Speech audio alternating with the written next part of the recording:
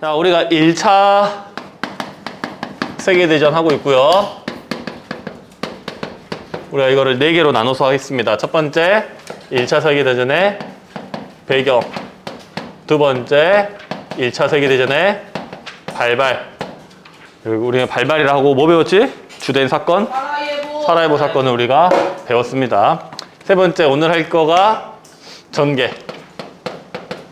그 다음에 결과. 이렇게 볼 겁니다. 그래서 우리가 저번 시간에 배경과 발발 받고 오늘은 전개와 결과 이렇게 바라본다고 정리하시면 되겠습니다. 자, 일단 들어가시면 세 번째 주제입니다. 전개. 어떻게 1차 세계대전이 진행되고 전개됐는가, 그 내용들을 우리가 조금 살펴볼 건데 어렵지 않습니다.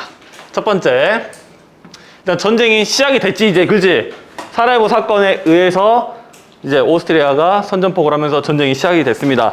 오스트리아가 선전포고를 했지만 우리는 이제 오스트리아 이야기를 적게 하고 누구 이야기를 주로 한다? 그의 친구 독일의 이야기를 주로 할 예정입니다. 그래서 독일과 프랑스, 영국, 미국, 러시아가 주로 등장하는 국가라고 아시면 되겠습니다. 자, 그러면 첫 번째, 전쟁이 시작되자마자 어디가 누군가는 유리했을 겁니다. 누가 유리했을까? 알 거라고 기대하지 않습니다. 그냥 찍어 보십시오. 독일이 우세했습니다. 왜냐하면 독일은 이미 전쟁 준비를 마쳤거든요. 계획을 다 세워놨었거든요. 그래서 초기에 독일이 우세합니다.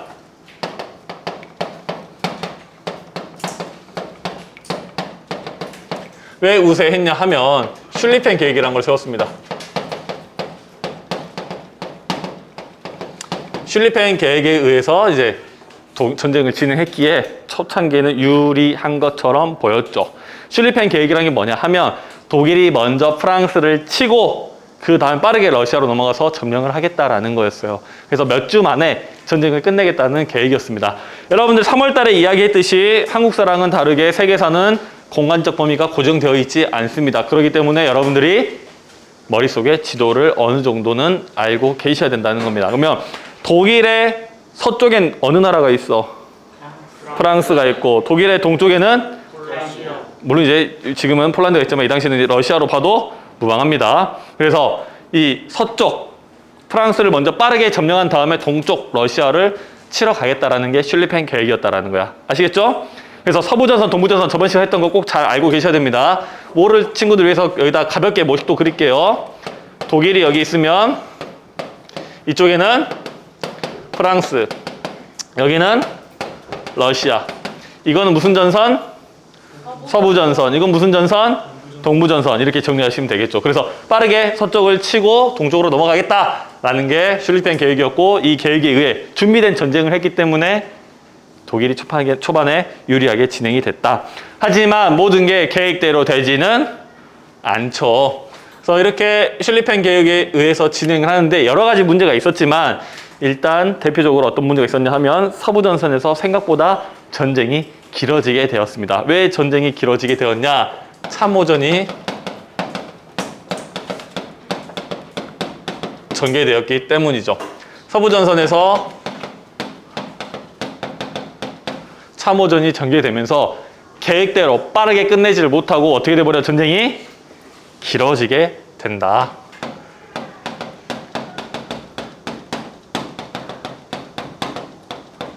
전쟁이 장기화가 되는 사건이 발생하게 됩니다. 그래서 계획을 세워놨던 슐리펜 계획에 의해서 진행되지 못하고 전쟁이 길어지게 장기화되게 된다라고 봐주시면 되겠고요.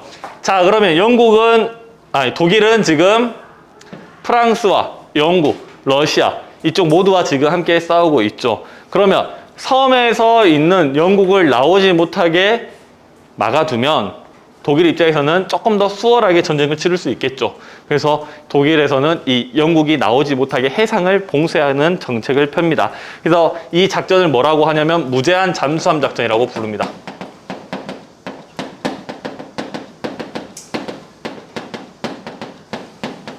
이건 독일에서 실시한 거고요.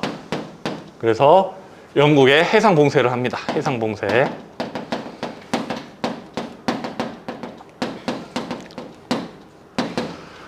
조금 더 풀어서 말씀드리면 무제한 잠수함 작전이라는 건 뭐냐면 독일이 개발한 유보트라는 잠수함을 통해서 바다 위에 떠다니는 모든 배들을 침몰시켜 버리는 거야. 누구도 바다를 지나갈 수 없게 만드는 거야.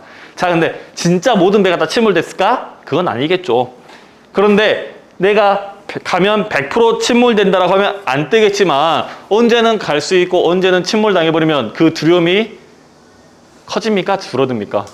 커지지. 여러분들 영화 같은 거 볼 때 막 조스 영화 같은 거 보면 잘 가다가 어느 순간 내 발 밑에서 또는 내 밑에서 상어가 나와서 나를 칠 수도 있다는 그 공포가 훨씬 더 무서운 거잖아. 그래서 이 잠수함이 만나면 언젠가는 침몰될 수도 있다라는 그런 공포를 줬고 실제로 해상 봉쇄를 시도했단 말이야. 이런 작전을 실시하는 중에 사고가 하나 터집니다. 무슨 사고가 터지면 루시타니아호라는 여객선이 침몰되는 사건이 발생을 해요. 루시타니아호 침몰 사건이 발생합니다.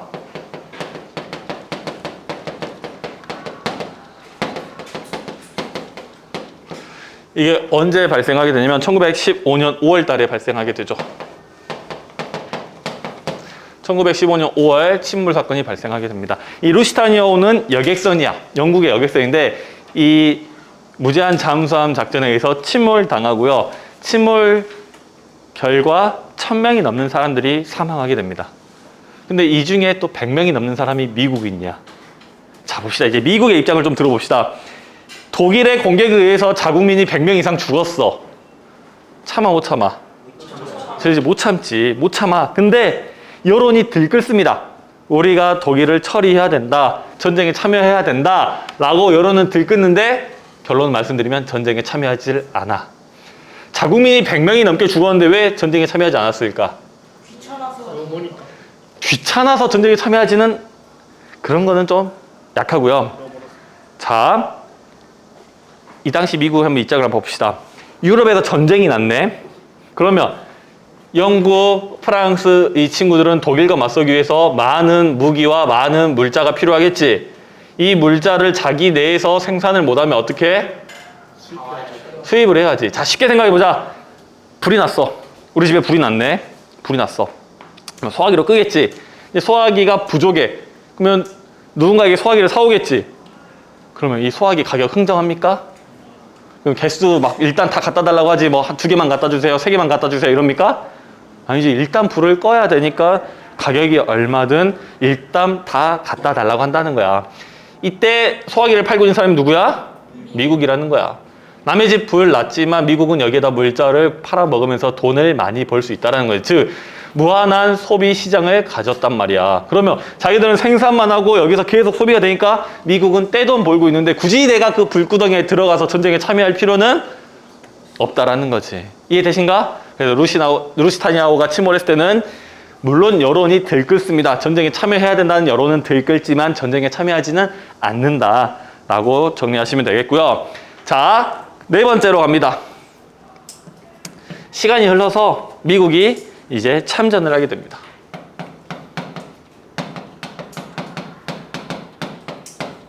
(1917년 4월 달의 일이에요. 미국이 전쟁을 참여해요. 약 2년 정도 후에 전쟁을 참여하게 되는 건데 이 전쟁에 참여하게 된 계기가 뭐냐면 치머만 전보 사건이야. 1917년 1월 달에 있었던 치머만 전보 사건 때문에 전쟁에 참여하게 되는 계기가 됩니다. 치머만은 사람 이름입니다. 독일의 외무장관이고요. 이 독일의 외무장관이 전보를 날렸는데 이 전보의 내용이 미국에게 입수되면서 전쟁에 참여하게 되는 거야. 무슨 내용이었길래 전쟁에 참여까지 했냐 하면 이 치머만은 멕시코에게 전보를 날립니다. 뭐라고 날리냐면 야, 멕시코야, 너 미국이랑 전쟁 일으켜. 너 미국 저 옛날에 너 미국한테 땅 뺏기고 기분 안 좋은 거 내가 다 알아. 미국 치면 내가 너 도와줄게. 전쟁하면 내가 널 도와줄게 라고 전보를 날리는데 이게 미국에 입수가 되게 된다는 거야. 미국 입장에선 지금까지 남의 집 불구경이었는데 멕시코가 우리랑 전쟁 일으키면 어떻게 되는 거야? 우리 집에 불 나는 거야. 이거 참아 못 참아? 이건 못 참지. 그러면 누굴 때리러 가? 독일 때리러 가는 거야. 어디 건방지게 우리한테 치라 그래 하면서 이제 전쟁에 참여하게 되는 계기가 되게 된다는 거지. 이해되셔? 자, 그러면 독일 입장에서는 왜 미국을 치라고 했을까? 그지? 야, 무기를 계속 공급받고 있잖아. 물자를 계속 공급받고 있는데 이 물자 공급을 끊으면 자기에게 전쟁이 어떻게 된다는 거야? 좀 더 유리하게 진행될 수 있다라고 본 거지. 그러면서 멕시코에게 치라고 요청을 했던 겁니다. 자, 어쨌든 치마마 첨부 사건에 의해서 미국이 참전하게 되고요. 또 시간이 흘러서 독일에게 조금은 유리한 일이 발생하게 됩니다. 러시아 혁명이 발생하게 돼요. 러시아 혁명.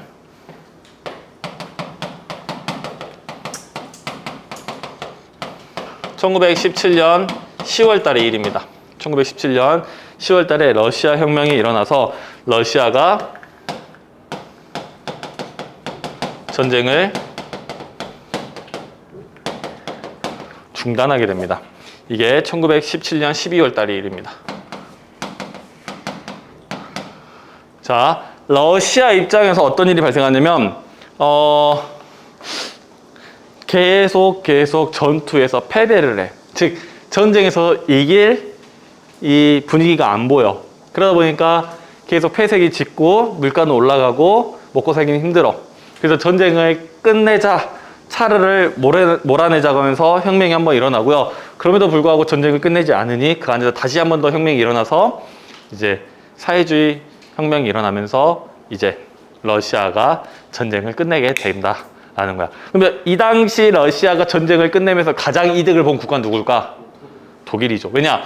독일 입장에서는 지금 서부전선과 동부전선 두 개의 전선을 유지해야 되는데 러시아가 전쟁에서 이탈함으로써 여기는 한 곳에서만 집중하면 되는 상황이 만들어지는 거야. 그러면 이 혁명을 뒤에서 지원했던 국가는 누가 있을까? 러시아에서 혁명이 일어나도록 독일이 조금은 지원했다라는 이야기가 있다라는 거 가볍게 알아두시면 될 것 같고요. 자, 그 다음에 한 군데에서만 집중하면 되는데 이제 적이 너무 많지. 독일 입장에서는 미국도 있고 영국도 있고 프랑스도 있다라는 거야. 그래서 이제 독일도 이제 폐색이 짙어갑니다. 전투에서 이기질 못해. 근데 자꾸 상부에서는 사람들을 속여. 우리가 이기고 있다. 전쟁의 상황이 좋아지고 있다. 우리만 믿어라. 우리가 곧 이긴다. 전쟁이 끝나간다. 라고 하는데 최전방에 있는 사람들은 느껴지지. 이게 우리가 이기고 있는 게 아니라는 걸. 그래서 이제 해군에게 출동 명령을 내립니다. 근데 얘네들은 보이는 거야. 나가기만 하면 어떻게 되는 거야? 죽는 거야. 니네 그러면 나가 안 나가? 그러면 명령을 어겨? 명령 어기면 뭐야 이거? 반란이잖아. 그러면 나가서 죽을래? 반란을 일으킬래? 그죠? 반란 일으키는 선택을 합니다. 그래서 이 해군 부대에서 반란을 일으키면서 혁명으로 진행이 됩니다. 그래서 독일의 혁명이 발생하고요.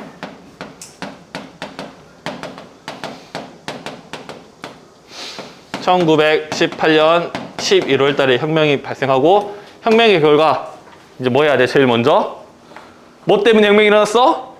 전쟁 때문에. 혁명이 일어났으면 이제 뭐 해야 돼? 제일 먼저 원하는 전쟁을 끝내게 되는 거죠. 그래서 종전을 하게 됩니다. 1918년 11월 이제 이렇게 종전을 하게 된다. 그래서 독일 혁명의 결과 바이마르 공화국이라는 국가가 만들어지게 되면서 이렇게 전쟁이 끝나가게 된다라고 봐시면 되겠습니다. 어렵지 않죠? 자, 일단 여기 1번에다 여기 위에다가 잠깐 써주세요. 진행이라고 써드리고 어떻게 진행됐는가 전개해서 진행을 써주시고 두 번째 특징 1차 세계대전 전개에 있어서 특징 1차 세계대전의 특징 내용들을 조금 살펴보도록 하겠습니다. 첫 번째 특징은 뭐냐 하면 총력전입니다. 두 번째 특징은 참호전이야. 총력전이라는 게 뭐니? 모든 힘을 다 쏟아붓는 거야. 내가 할 수 있는 모든 것을 수단과 방법을 가리지 않고 쏟는다라는 거지. 뭐 전쟁에 있어서 수단과 방법을 가리지 않는다. 무기의 사용에 있어서도 그럴 수 있겠지만 우리가 전쟁에 투입되는 사람들을 생각해 보자. 과거의 전쟁에는 어떤 사람들이 나가지? 어떤 사람들? 남자, 그냥 남자 아니지? 어떤 남자? 건강한 성인 남자들이 나가는 거지. 왜냐하면 옛날에는 뭘 들고 싸우니까? 창, 칼, 활 이런 걸 들고 싸우니까. 이런 걸 들고 싸우다 보니 뭐가 중요해?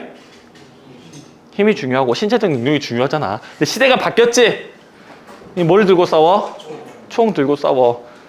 봐봐. 성인 남성과 또는 덜 큰 남성들과 싸웠을 때 칼을 들고 싸웠을 때 누가 이길까? 성인 남성이 이길 확률이 훨씬 높겠지? 여러분들도 근데 2, 3년만 있으면 성인 남성과 비슷한 신체를 갖게 되잖아. 그러니까 여러분들은 좀 놔뒀다가 좀 더 크면 전쟁에 데리고 나가고 이랬다는 거야. 왜냐? 칼 들고, 활 들고, 창 들고 싸워야 되니까. 신체적 능력이 중요하니까. 근데 현대전에 들어오면서 뭘 들고 싸운다? 총. 총은 평등하지.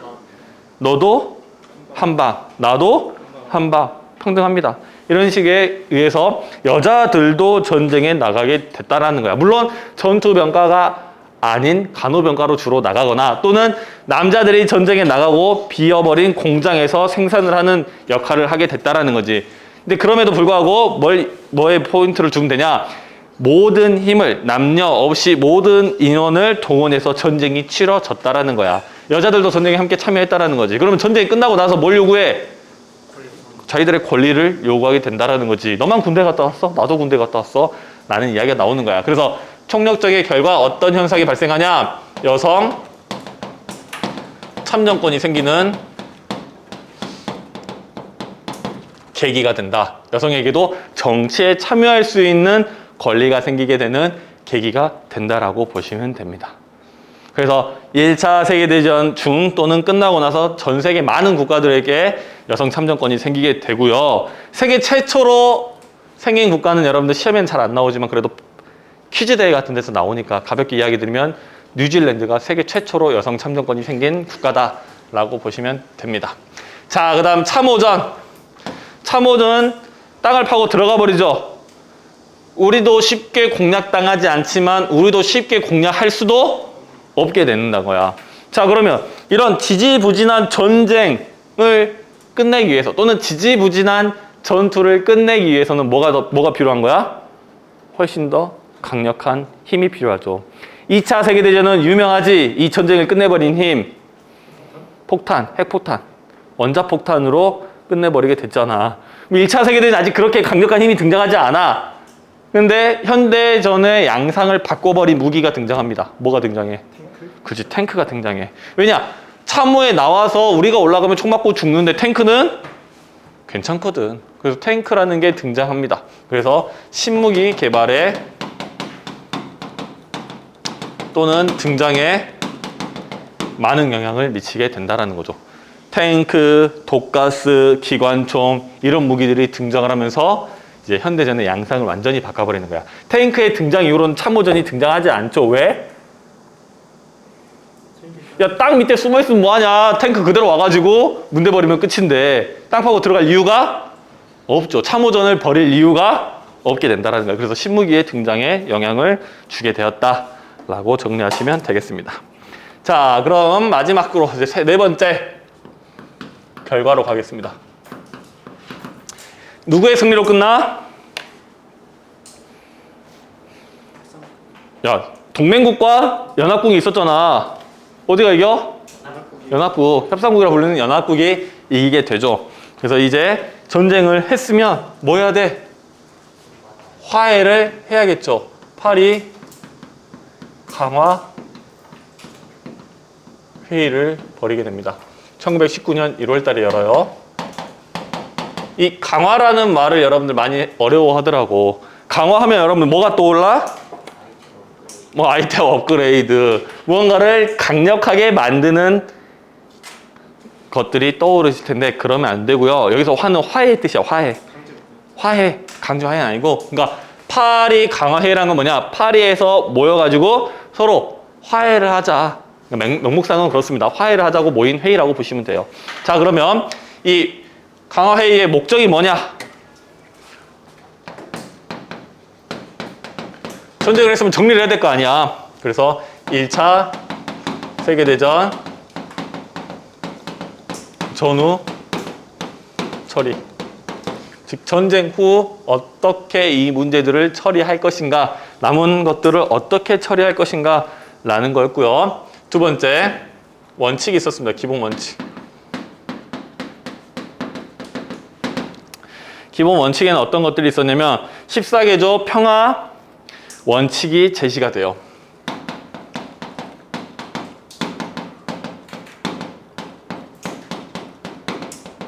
이걸 누가 제안하냐면 우드로 윌슨 대통령. 이 사람은 미국의 대통령입니다. 그래서 이 내용에는 어떤 것들이 있냐면 군비 축소, 비밀 외교 종식, 비밀 외교 이런 거 하지 말고, 그 다음에 민족 자결주의,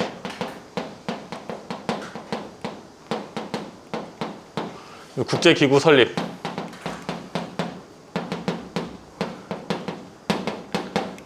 등의 내용들을 포함하여 제안됩니다. 군비라는 게 뭐냐면 군사에 들어가는 비용이야. 이것들을 줄이자고 하는 거야. 왜냐하면 군사 비용, 군비라는 것, 군사력이라는 것은 절대적인 수치보다 상대적인 값이 더 중요합니다. 이게 무슨 말이냐 하면 A와 B가 싸웁니다. A는 칼을 들고 B는 맨손으로. 그러면 누가 더 유리하죠? A가 훨씬 더 유리하죠. 그럼 칼을 만드는데 어느 정도 비용이 들었을 거 아닙니까? 그래서 B도 칼을 들고 와. A는 뭘 들고 와? 총을 들고 와. 누가 이겨?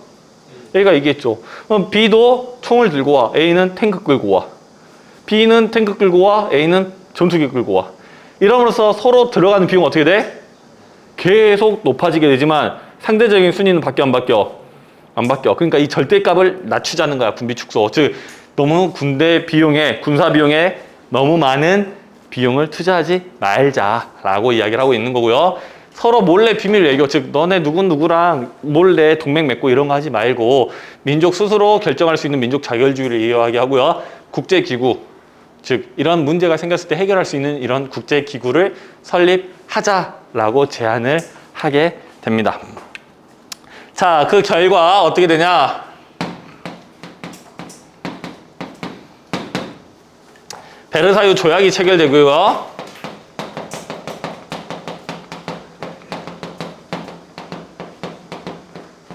우리는 이거를 베르사유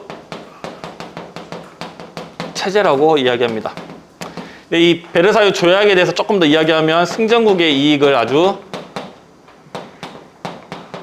중시하였다. 이렇게 정리하시면 되겠습니다. 여러분들 교과서 191페이지 밑에 보시면 베르사유 조약 내용이 좀 나와 있습니다. 그래서 보시면 독일의 영토 일부를 프랑스, 벨기에, 폴란드에게 넘겨준다라고 되어 있죠. 독일 주변에 붙어있는 국가들이고요. 이 국가들에게 영토를 넘겨줌으로써 독일의 힘을 줄여버리고 승전국의 이익을 가져갈 수 있게끔 만드는 겁니다. 두 번째로 해외 식민지의 모든 권리를 포기한다라고 되어 있죠. 이 권리를 포기하게 되면 이 식민지들은 뭐가 되는 거야? 독립국이 된다라고 생각하시면 안 됩니다.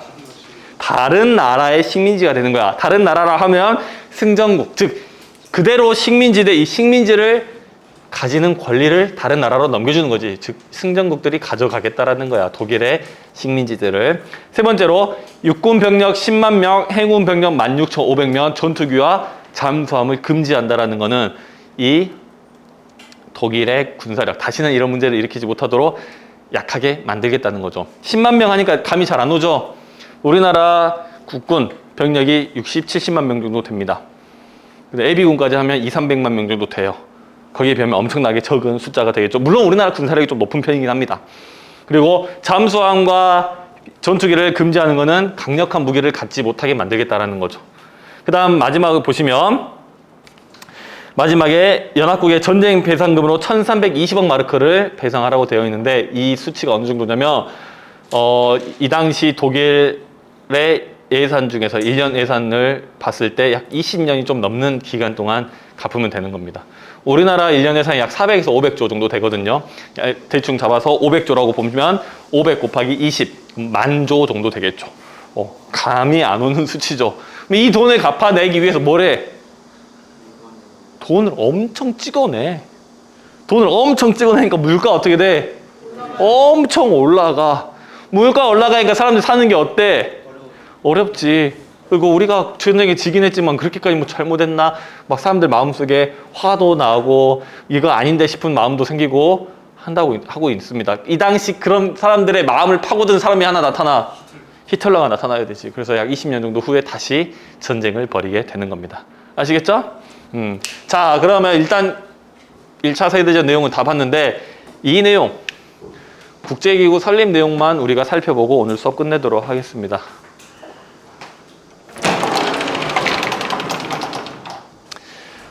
국제 연맹과 국제 연합 내용인데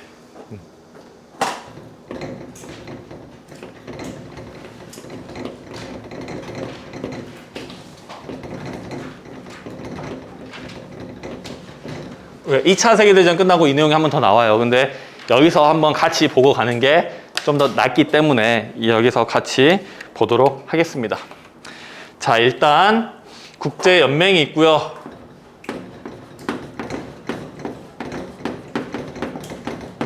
국제 연합이 있습니다. 세 가지로 비교하면서 표로 보겠습니다.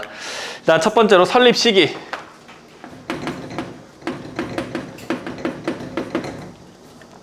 (1차) 세계대전 이후에 설립이 됩니다. 1920년에. 이건 언제 만들어졌을까? 2차 세계대전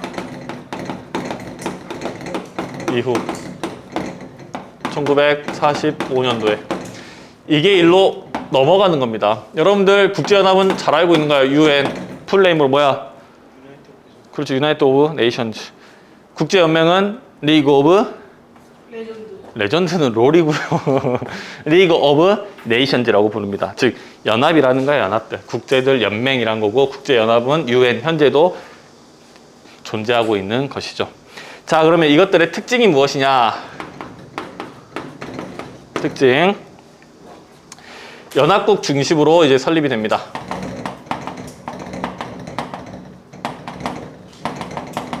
연합국 중심으로 설립이 되는데 미국과 소련은 불참해요. 참여하지 않습니다. 야, 이상하지 않냐 근데? 저 국제연맹이 왜 만들어졌어? 미국 대통령이 제안해서 만들어졌지. 근데 미국은 자기들이 제안해놓고 자기들이 쏙 빠져버려. 왜? 미국 의회가 반대.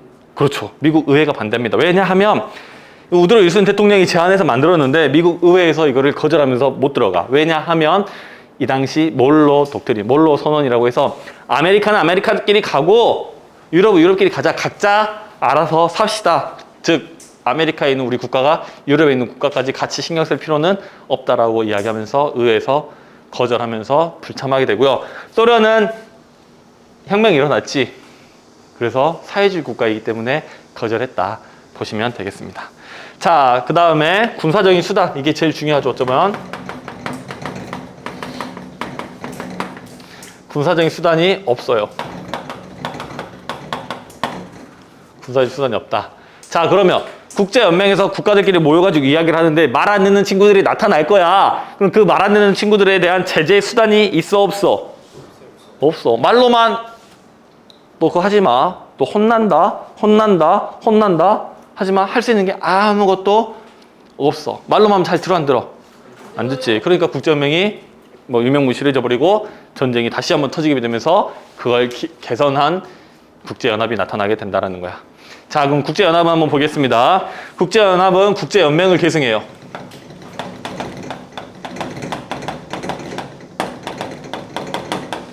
국제연맹 계승하고요. 여기에 미국과 소련 모두 참여합니다.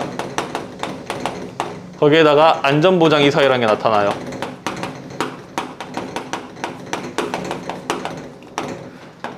미, 영, 프, 러, 중.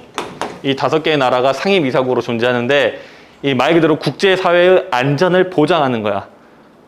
그래서 문제가 있었을 때 어떻게 처리할지 논의하고 그 다음에 정말 중요한 이 군사적 수단이 있습니다.